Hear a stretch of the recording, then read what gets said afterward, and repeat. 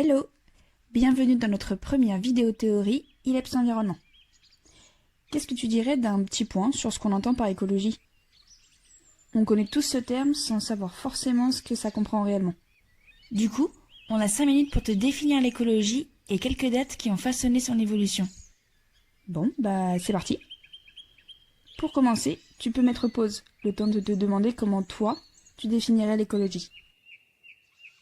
Pour bien comprendre ce qu'est l'écologie, on va remonter à la source.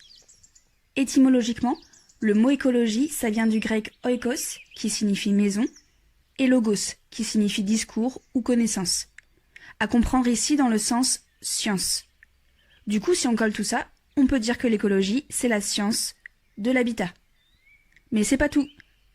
En plus d'être une science, l'écologie renvoie aussi à des problématiques politiques, industrielles, urbaines et sociales. En gros, elle désigne aussi un mouvement de pensée et s'incarne dans plein de domaines. Bon, on va prendre les choses dans l'ordre. On va commencer par revenir sur la définition scientifique de l'écologie. T'entendras souvent l'expression « science de la complexité » pour parler de l'écologie. Ça signifie que l'écologie est une science qui étudie les interactions des êtres vivants avec leur environnement, mais aussi entre eux au sein de cet environnement. Pour ça, elle va s'appuyer sur la biologie, la génétique, l'éthologie ou encore la géologie et la climatologie. Le terme important, c'est donc interaction ici. Ça signifie que deux éléments agissent mutuellement l'un sur l'autre. On dit aussi que l'écologie est l'étude de la condition d'existence. Dit comme ça, c'est joli. Et en gros, ça veut dire que l'écologie, c'est la science qui étudie les milieux et les conditions d'existence des êtres vivants. Concrètement, c'est ce dont les êtres vivants ont besoin pour exister. Voilà pour ce qui est de la définition de l'écologie scientifique. D'ailleurs, lorsque le sujet de l'écologie est abordé, t'entendras souvent les termes revenir. Du coup, on va faire un rapide point dessus ensemble. Premier terme clé, la biodiversité.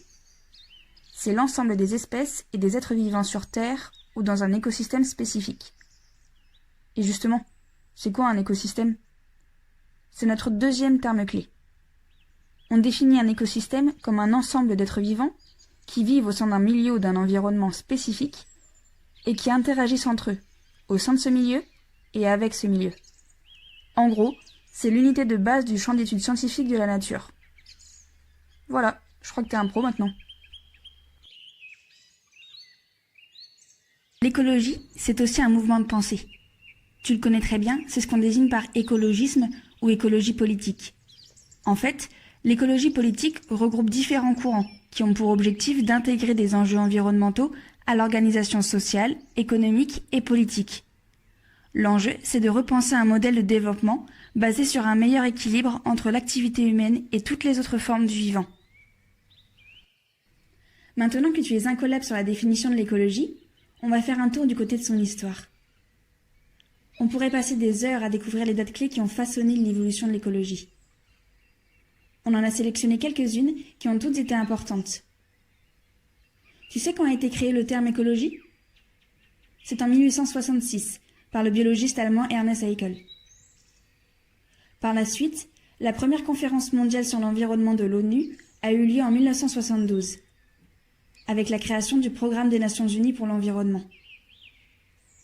Tu as sûrement entendu parler du sommet de la Terre à Rio. Il a eu lieu en 1992. Le concept de biosphère et les risques associés à la biodiversité ont été officiellement reconnus. Ensuite, en 1997, c'est la signature du protocole de Kyoto, qui rentrera en vigueur en 2005.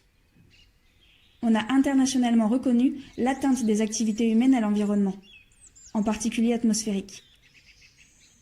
Il a été suivi en 2002 par le Sommet mondial du développement durable de Johannesburg, avec la rédaction d'un plan d'action.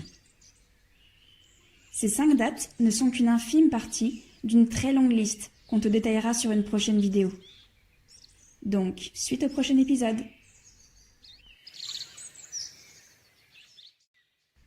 Bon, c'est fini pour aujourd'hui. Merci beaucoup d'avoir suivi notre classe. Si tu as la moindre question, n'hésite pas à nous en faire part. On en trouvera la réponse ensemble.